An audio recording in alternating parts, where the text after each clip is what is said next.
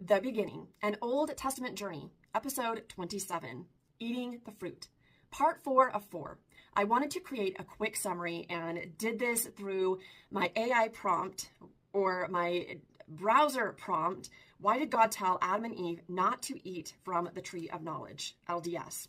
So that's the prompt that I used. Hopefully you'll get the same results if you pull this up. Here are key understandings. 1, agency and choice. 2, progress and maturity. 3, the fall was necessary. 4, not evil fruit. And 5, love and hardship. We're going to break all of those down. So agency and choice. God's command to Adam and Eve was a test of their willingness to obey him and to choose God's way versus self-will, establishing agency, which was a core principle of God's plan. 2, progress and maturity. Adam and Eve were like children in the garden, knowing only good.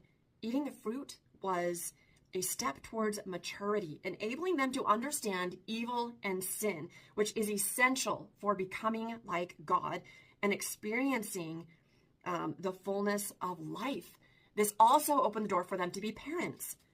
The fall was necessary. Number 3, the fall resulting from Adam and Eve eating the fruit of the tree of knowledge of good and evil brought mortality or a physical death, and a spiritual separation from God or a spiritual death.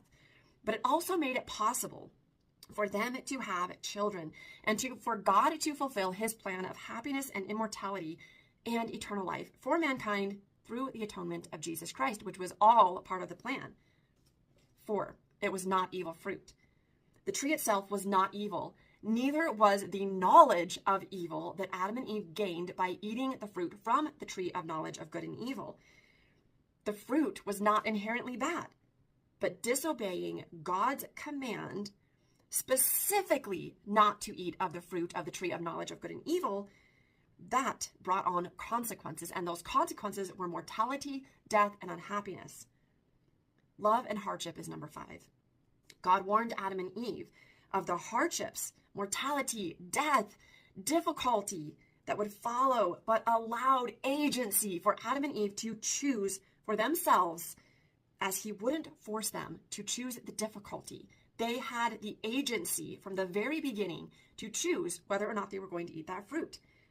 He does the exact same thing for us in our lives as we wander a kind of garden, trying to be more like God, choosing good over evil. This concludes this mini-series of eating the fruit. We'll see you in the next episode.